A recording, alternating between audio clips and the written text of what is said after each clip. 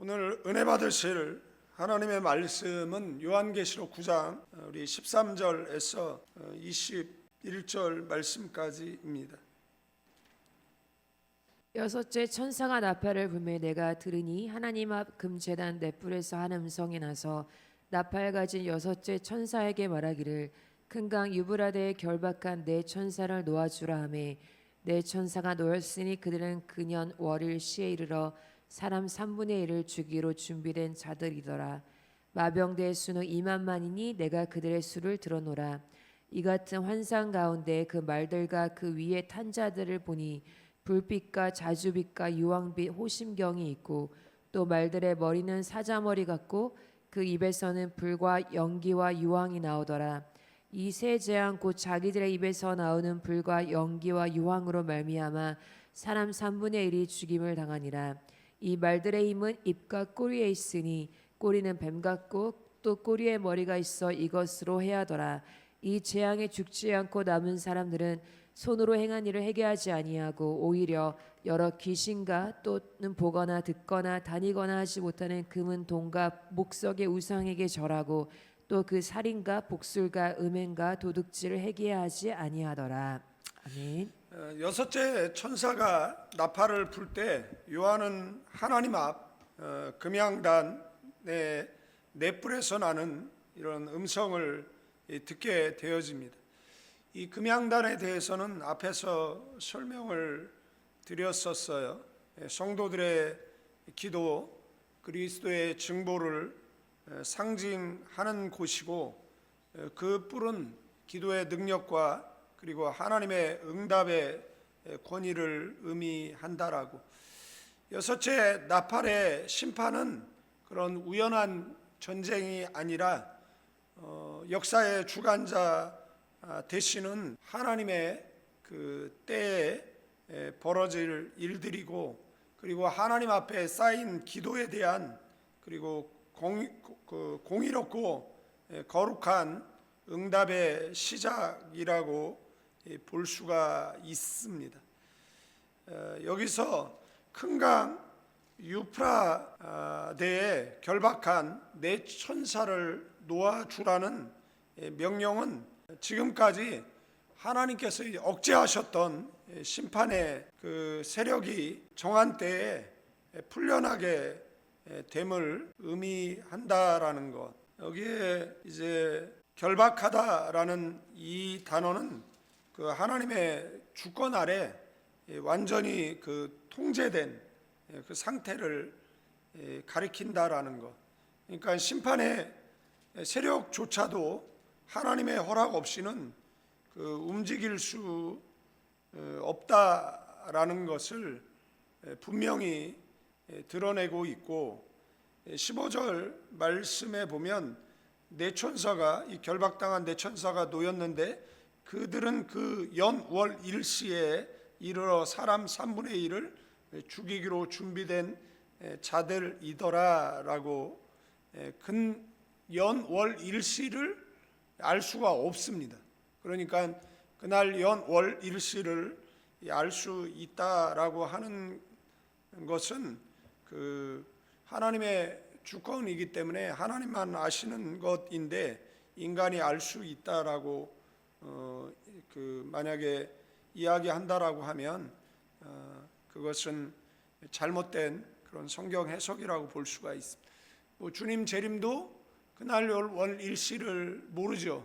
누구만 아시죠? 하나님만 아신다라고 성경은 말하고 있어요. 이 모든 시간에 하나님의 주권적 그리고 계획 속에 정확히 정해져 있는 때라고 볼 수가 있습니다. 그러니까 전쟁은 두 나라가 투닥거리다가 벌어지는 것이 아니라 그 하나님의 역사 경륜 속에서 허락된 그 심판의 순간이다라는 겁니다. 그러니까 우연히 벌어지는 것이 아니라 모든 것은 이제 하나님 허락하에 벌어지는 것이다라고 볼 수가 있고, 이 유브라데라는 강은 존재하는 강이잖아요. 그 터키에서 발원해서 그 다음에 시리아를 가로질러고 이라크를 가로질러서 이제 그 걸프만으로 들어가는 그곳을 그래서 그 유프라테스 그러면은 이제 시리아 그리고 그 다음에 이제 이라크 그래서 그러니까 이걸 문자적으로 해석하면 그렇다라는 겁니다. 문자적으로 해석을 하면 뭐 시리아를 주목해 봐야 될 거고 그 다음에 뭐 이라크를 주목해서 봐야 되죠. 그런데 이제 다른 곳에 보면 뭐 다마스커스가 돌무더기를 이루면 이런 표현이 나오는데 다마스커스가 시리아의 수도잖아요. 그러니까 다마스커스가 역사 이래 파괴된 적이 없었는데 근래에 이제 파괴됐거든요. 그러니까 이제 그때 많은 성경학자들이 야 이거 종말이 가까웠다. 뭐 이제 이렇게 유수에도 그렇게 나왔어요. 그러니까 그 고도의 도시가 한 번도 파괴된 적이 없는데 이제 내전을 통해 가지고 이제 파괴가 되고 그래서 성경의 예언이 이제 과거에는 상징적 예언이었는데 이게 이제 문자적으로 이루어지고 있으니까 그래서 이것을 문자적으로 해석을 해야 되느냐 아니면 뭐 상징적으로 해석을 해야 되느냐라고 얘기했을 때 과거에는 뭐 상징적으로 해석이 됐는데 지금은 문자적으로도 해석이 가능한 그런 이중 구조를 가지고 있는 내용이라고 볼 수가 있어요. 그리고 여기에 이제 그 전쟁에 참여하는 이 마병대의 숫자가 2만만. 그러니까 우리 성경은 좀 애매모호하게 써 있는데 2만만이 도대체 뭐죠? 그냥 세번역 성경이나 아니면 영어 성경에는 명확하게 써 있어요. 그러니까 2억이라고 써 있습니다. 16절에 보면 마병대의 수는 2만만이다. 그런데 2억이거든요. 그러면 이 성경이 기록될 당시에 지구상의 인구가 2억이 됐냐라고 하면 2억이 안 되잖아요. 그러면 2억이 동원되는 전쟁이 벌어진다라고 이야기를 하면 이건 문자적으로 해석하면 안 돼. 이거는 상징적으로 해석해야 되고 뭐 영적으로 해석해야 돼라고 했겠죠. 그러나 지금은 어떻죠? 지금은 중국만 2억을 동원할 수 있습니다. 그런데 공교롭게 또 중국은 유프라테스 동쪽에 있어요. 그러니까 동쪽으로부터 왕들이 오는 길을 예비하라. 뭐 그러면은 그 동쪽에서 군대가 온다는 이야기잖아요. 뒤에 가면 그 내용이 나오는데 그러면 동쪽에 어떤 나라가 있어요? 뭐 파키스탄 있고 그 다음에 뭐 인도 있고 그 다음에 뭐 중국 있잖아요.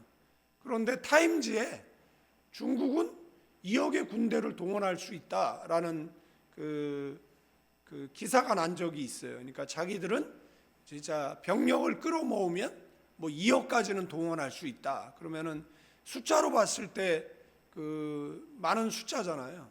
그런데 중국 한 나라만 뭐 2억을 동원하는 게 아니라 그 동방으로부터 오는 왕들 이렇게 돼 있으니까 많은 나라들이 참전하겠죠. 많은 나라들이. 그런데 그 전에는 이게 이제 상징적으로 해석을 했었는데 지금은 문자로도 해석이 된다라는 겁니다. 문자로도. 이제 이게 뭐 문제가 뭐 될 수가 있고 그리고 3분의 1이 죽는 전쟁이다. 그러면 지금 지구상에 80억 인구잖아요. 그럼 3분의 1이 죽는다. 그러면 대량 살상 무기가 사용되는 것이겠죠. 그래서 뭐 1차 세계대전 때 약 1,000만 명이 죽었습니다. 2차 세계대전 때 1,700만 명이 이제 죽었거든요. 그런데 요한계시록 6장에 예언된 그 넷째 인으로 인해서 뭐 그 3분의 1이 그죠? 3분의 1이 죽임을 당함. 사람 3분의 1이잖아요. 그 18절 말씀해 보면 사람 3분의 1이 그러면 죽임을 당한다. 그러면은 뭐 80억에서 한 25억 죽는 거잖아요. 예? 그러면 25억이 죽는, 그 다음에 또 뒤에 가서 3분의 1이 또 나오거든요. 예. 그러면 뭐 한 60억 남는 데서 또 20억 주고, 그러면 40억 남는 거잖아요. 예. 그러니까 지구상에 많은 사람들이 죽는 전쟁이 있을 것이다. 그런데 과거에는 뭐 지구상의 인구가 2억이 안 됐으니까, 그러니까 그 당시에는 이게 문자적으로 해석이 안 됐는데, 이거는 요한이 보고 나서 먼 미래의 일이잖아요. 그래서 학자들 가운데도 의견이 분분합니다. 왜 분분하냐면, 어떤 분들은 이건 영적으로 해석해야 된다, 이거는 문자적으로 해석을 하면 안 된다, 뭐 이렇게 얘기를 하는데, 또 어떤 분들은 이것을 이제 문자적으로, 아니 문자적으로 해석이 되지 않냐. 예? 그리고 이 걸프전이 있었고 중동 전쟁이 있었잖아요. 9.11 사태를 통해서 처음에는 그 평화 유지군으로 36개국 참전했잖아요. 그 다음에 두 번째는 46개국이 참전을 했고, 그러면 거기에 왜 많은 나라들이 모여들었느냐라고 얘기했을 때, 말씀드렸던 것처럼 석유 때문에 그렇다라는 거죠. 전 세계 석유의 4분의 1이 거기 매장돼 있거든요. 그러니까 교회는 이야기를 안 합니다. 교회는 계시록 이야기하면은 프레임이 씌이니까 목사들이 계시록을 이야기를 안 하는데, 일반 그 세상은 이야기하거든요. 뭐 경제연구소 이런 데는 미국이 그 9.11 사태를 통해서 이라크를 쳐들어간 것은 뭐 석유 때문이다, 뭐 이렇게 이야기를 하잖아요.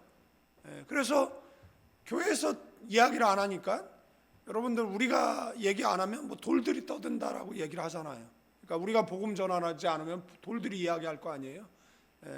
그러니까 교회에서 이야기를 하지 않으니까 뭐 세상은 이야기하죠. 뭐 뉴스에서 얘기하고 얘기하는 것이죠. 지금 베네수엘라도 미국이 그 마두로를 축출했지만 결국은 석유 때문이잖아요. 뭐 그린랜드도 군사행동을 하겠다 그러면은 왜 그러는 겁니까? 자국의 안보를 위해서 그런 것이잖아요. 자국의 안보. 북극의 얼음이 녹아내려서 이제 그 바닷길이 열리니까 이제 중국하고 이제 러시아가 이제 그린랜드를 만약에 차지하면, 생각해 보시죠. 미국 머리 위에 있는데 미국이 가만히 있겠습니까? 그러니까 그린랜드를 제대로 지키지 않을 거면 우리한테 팔아라, 뭐 지금 그러고 있는 것이잖아요. 그런데 나토 회원국이니까 이제 뭐 그런 내용들을 뭐 하고 있는 거잖아요. 그러면 전 세계가 지금 자국의 안보와 그다음에 그 자원을 차지하기 위한 그 전쟁을 벌이고 있는 거잖아요. 그래서 해양 영토를 넓히고, 뭐 중국이 그 바다에 많은 구조물들을 만드는 이유도 뭐냐면 자기네 영토라고 주장하려고 만드는 것이잖아요. 주장하려고. 여러분들 그 2025년도 기준으로 지구상에 이제 81억이거든요. 81억. 그런데 25억이 죽는다라고 생각을 해보십시오. 그러니까 문자적으로. 그러니까 지금은 이게 문자적으로 해석이 가능하다라는 이야기를 드리는 거예요. 근데 과거에는 불가능했잖아요. 인구가 안 되니까. 그러니까 2억? 야, 2억이라는 사람이 죽어? 그럼 도대체 지구상에 얼마나 많은 사람이 있는 거야? 뭐 이런 거잖아요. 얼마나 많이 2억의 군대가 동원돼? 그러면 도대체 지구상에 얼마나 많은 사람이 있는 거예요? 그 다음에 이제 그래서 처음에는 2억 가운데 3분의 1이 죽나? 이제 이렇게 생각을 한 거예요. 뭐 그런데 만약에 2억 가운데 이 3분의 1이 인구의 3분의 1이다라고 생각을 한다라면 이거는 뭐 더 소름 끼치는 것이고, 나중에 뒤에 가면 또 3분의 1이 죽어요. 뭐 그런 내용들이 나오는 것인데, 그러면 3분의 1을 죽일 수 있냐? 있죠. 뭐 원자폭탄도 있고 수소폭탄도 있고, 그 다음에 그 화학무기들도 있잖아요. 생물학 무기들도 있고 지금 미국이 이제 베네수엘라 거기 그 대통령 궁에 들어갔는데 거기에 있는 사람들이 그 저항도 못 해보고 그다음에 학살당했다라고 표현하거든요. 경비들이. 그래서 인터뷰하는 내용이 나오더라고요. 자신들은 싸울 의사도 없이 바닥을 겼대요. 미국의 그 뭐 어떤 무기인지는 잘 모르겠는데 음파 무기인지 뭔지는 잘 모르겠지만 그 특수 무기에 의해 가지고 자기들은 싸워볼 그 엄두를 못 내고 바닥을 기어 다녔다라고 그 인터뷰를 하더라고요. 그러니까 그런데 핵무기가 아니고서야 뭐 이렇게 많은 사람들이 뭐 죽겠느냐라는 건데 언제냐 모른다. 이게 뭐 모른다라는 게 뭐 정답이고요. 그리고 뭐 세계 인구 80억 가운데 미국이 3억 4천만 명, 유럽연합이 4억 5천이에요. 그다음에 러시아가 1억 4천이고 중국이 14억, 아랍연맹이 4억 8천이거든요. 그러면 이 인구들 가운데 이 중동 이 석유를 여러분들 석유 없으면요 뭐만 남죠 여기서? 나무 똥가리만 남아요. 다 이거 석유 화합물이잖아요. 이거 다 석유 화합물들이죠. 그러니까 석유 없이는 살 수 없어요. 그러니까 우리는 자원이 안 나잖아요. 그래서 중동의 석유를 그 우리나라 정유회사들이 그 1차, 2차 가공해 가지고 그다음에 이제 다른 나라에 이제 다시 역수출 뭐 이렇게 하는 나라잖아요. 뭐 기억나시겠지만 과거에 오일 쇼크로 인해 가지고 뭐 정말 한국이 경제 위기를 겪었었던 저희 어렸을 때 뭐 그런 일들도 있는 거잖아요. 그러니까 오일의 가격 원가를 올리게 되어지면요 물가 다 오릅니다. 국가도 파산시킬 수 있는 것이잖아요. 그런데 그래서 그 이슬람 혁명이 나면서 그 이슬람들이 되게 가난하게 살았었는데 갑자기 오일머니를 쥐게 되면서 이제 세계적인 부자들이 되고 이제 군비를 증강하고 그렇게 되니까 이것이 위협이 되니까 뭐 CIA를 통해서 뭐 공작을 해서 뭐 저기 이란을 무너뜨린다든지 아니면은 지금 특공대를 보내 가지고 저 마두르라는 사람을 저기 하든지 이게 다 자기네 국가의 이익을 위해서 그러는 것이잖아요. 만약에 세계 대전이 벌어진다라고 할 때 뭐 동원될 뭐 현역병 예비군 수가 굉장히 많을 것이에요.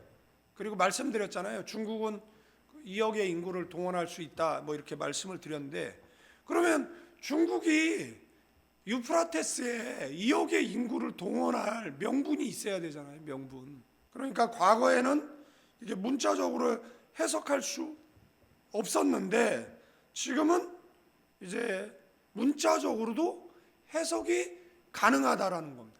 과거에는 왜 유프라테스에 군대가 모여들지 이해를 못했는데 지금은 이해가 되잖아요. 왜죠?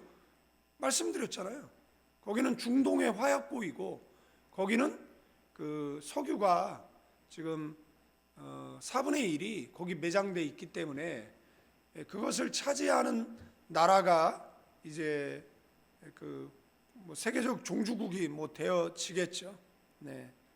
그렇기 때문에 이것은 과거에는 문자적 해석이 불가능한 상징적 뭐 영적으로 해석을 했었는데 지금도 이것을 영적으로 해석하시는 분들도 계십니다. 그래서 뭐라고 해석하냐면 헤아릴 수 없는 많은 군대가 동원된다 이렇게 해석을 하셔요. 아니 그렇게 해석하나 2억을 동원하나 뭐 그게 그거지 안 그렇습니까? 그래서 세계 인구 규모와 그 현대 전쟁 뭐 기술을 생각할 때 이 숫자가 현실적으로 전혀 불가능하지 않다라는 말씀을 드리고 그리고 동방으로부터 온다 그러니까 중국이 개발권 뺏겼었는데 언젠가는 그거를 찾으려고 하겠죠. 그래서 중국이 참전한다. 그러면 인도 거쳐서 와야 되는데 인도는 가만히 있겠습니까? 그러니까 이 숫자는 동원할 수는 있고, 그리고 이것이 19세기 들어가면서 이제 산업혁명이 이제 일어나면서 그 다음에 이제 석유 자원이 필요하게 되어진 것이고, 그때 이제 부의 이동이 이루어진 것이잖아요. 그리고 여기서 보면 말들의 입에서 나오는 불과 연기와 유황, 이것은 요한이 미래의 환상을 본 건데, 고대 무기를 넘어서 현대적 무기를 보여주는 것 같다라는 것이에요. 여러분들, 만약에 요한이 2000년 전에 핸드폰을 봤으면 뭐라고 표현할 수 있었을까요? 그러니까 요한이 현대 무기를 봤다라면 요한이 뭐라고 표현했을까요? 그죠? 2000년이 흐른 이후에 나타나는 그런 현대 무기를 봤을 때 그가 뭐라고 표현할 수 있었겠느냐라는 겁니다. 그런데 그 말들의 입에서 뭐가 나옵니까? 뭐 불이 나온다. 그러면 우리는 생각할 수 있잖아요. 연기가 나온다. 유황 냄새가 자욱하다. 그러면은 이것은 뭐 현대 무기와 비슷하잖아요. 그죠? 힘이 입과 뭐 꼬리에 있다. 그러면은 이 표현은 이 공격하고 파괴하고 뭐 이것이 뭐 전방과 후방에 동시적으로 이루어지는 것 볼 수 있고, 이런 것들을 통해 가지고 3분의 1이 죽임을 당한다라고 하는 것이에요. 전멸은 아니에요. 3분의 1이니까 3분의 2는 뭐 살아남잖아요. 그래서 두 가지 해석이 있는데, 참전한 군인의 3분의 1이 죽는다. 이렇게 해석하시는 분이 있고, 인구의 3분의 1이 죽는다. 뭐 이렇게 해석하시는 분들도 있어요. 근데 이 전쟁은 단순한 국제 분쟁은 아니다라는 겁니다. 하나님 없는 문명은 어디까지나 무너질 수밖에 없고, 이게 종말론적 그 심판을 이야기한다라는 말씀을 드리는 거예요. 뒤에 가면 유프라테스 또 나오니까 그때 가서 다시 뭐 설명을 드리도록 하고, 중요한 거는 이제 20절과 21절인데, 이 재앙에 죽지 않고 남은 사람들은 손으로 행한 일을 회개하지 아니하고 오히려 여러 귀신과 또는 보거나 듣거나 다니거나 하지 못하는 금은동과 목속의 우상에 절하고 또 그 살인과 복술과 음행과 도적질을 회개하지 아니하더라. 이 엄청난 재난 속에 살아남은 사람이 뭘 하지 않습니까? 회개하지 않는다라는 겁니다. 우상에 해당하는 그 에이돌라라는 그 형상, 허상을 이야기하는 거예요. 생명도 능력도 없는 거짓 신들을 가리키는 거예요. 귀신을 섬기는 겁니다. 뭐를 회개하지 않느냐? 살인을 회개하지 않는다. 그리고 이 복술인데 이 마술, 주술, 마약적 중독과 이 조작이라고 해석하거든요. 이거를 회개하지 않는다. 음행, 모든 성적 타락의 그 총칭이죠. 그 다음에 도적질을 회개하지 않는다. 여러분, 유프라테스에 왜 갔을까요? 도적질하러 간 거잖아요. 남의 나라 석유 뺏으러 간 거잖아요. 그래서 그 에스겔서에도 나와요. 에스겔서에도 루스, 그러니까 그 시편 83편에 보면 그 전쟁이 한 번도 일어난 적이 없거든요. 그래서 시편 83편 전쟁이 먼저 일어나고, 그 다음에 이제 그 곡과 마곡 전쟁이 일어난다고 보는데, 그 시편 83편 전쟁에 나오는 그 국가들이 있거든요. 그런데 그 국가들이 이스라엘 주변에 있는 나라들이에요. 그런데 이 나라들이 나중에 아마겟돈 전쟁 났을 때 참전을 안 해요. 그래서 시편 83편에 있는 전쟁 먼저 나고, 그 다음에 이제 아마겟돈 전쟁이 난다라고 보는데, 그 아마겟돈 전쟁이 났을 때 그 아랍 상인들이 너네 여기 왜 왔어? 이스라엘에 뭐하러 왔어? 이렇게 얘기합니다. 뭐하러 왔어? 뭐하러 왔어? 그랬더니 뭐라고 얘기하는 건 줄 압니까? 아랍 사람이니 쟤네 도적질하러 왔어 이거예요. 그래서 성경을 해석할 때 이스라엘에 도적질할 게 있나? 이스라엘에 유일하게 그 기름이 안 나는 나라였잖아요. 그런데 지금 도적질할 게 생겼잖아요. 지금 엄청난 유전균이 발견되고, 그 다음에 그 천연가스와, 그리고 지금 매장량이 아마 세계에서 가장 많다라는 이야기까지 나와요. 그러니까 도적질할 게 생겼어요. 그래서 나중에 이제 뒤에 가서 이제 말씀을 드릴 텐데 그 성경에 보면 나와요. 그래서 전에는 상징적으로 해석했던 것들이 이제는 현대에 와서 이거 그냥 문자적으로 해석해도 되는데 이렇게 지금 바뀌어가고 있는 것이다라고. 그래서 도적질을 회개하지 않아요. 양심이 있는 겁니까? 남의 나라 것을 가가지고 이렇게 빼앗는 것이잖아요. 빼앗는 것. 여기 회개하지 않는다라는 건 단순한 후회가 아니라 그 생각과 방향 전체를 돌이키지 않는다라는 겁니다. 그래서 이런 고난을 겪고도 삶의 방향을 바꾸지 않는다. 하나님은 우리를 회개시키기 위해서 사람 채찍 인생 막대기로 다루신다라는 걸 기억하시고, 자신에게 이렇게 얘기하면 이해가 쉽겠죠. 맞고 회개할래? 그냥 회개할래? 이게 가장, 그죠? 그러니까 평상시에 뭐 하는 거예요? 평상시에 더러움이 있으면 씻어내야죠. 때를 인도인가 한 번도 80년 동안 한 번도 씻지 않은 사람이 있었대요. 씻으면 죽을까 봐. 근데 그 사람을 설득해 가지고 억지로 씻기다가 씻겼어요. 죽었어요.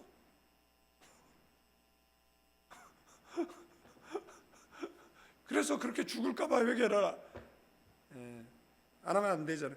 여기 여섯째 나팔은 세 가지를 선포했어요. 세계 모든 전쟁 심판은 하나님 주권 아래 있다라는 것이고, 이것은 기도의 재단에서 시작된다라는 것 말씀을 드렸고, 인류 문명은 하나님 없이 결코 안전하지 않다라는 겁니다. 과학과 무기가 발전할수록 심판의 규모만 커질 뿐입니다. 그 다음에 회개는 내일의 문제가 아니라 오늘의 은혜라는 걸 기억하세요. 재앙이 와서 회개하는 것이 아니라 은혜가 있을 때 회개해야 됩니다.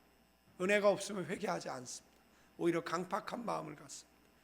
그래서 이 본문은 공포를 주기 위한 말씀이 아니에요. 제가 늘 말씀드리잖아요. 신랑 오겠다는데 뭐가 우리에겐 굿뉴스잖아요.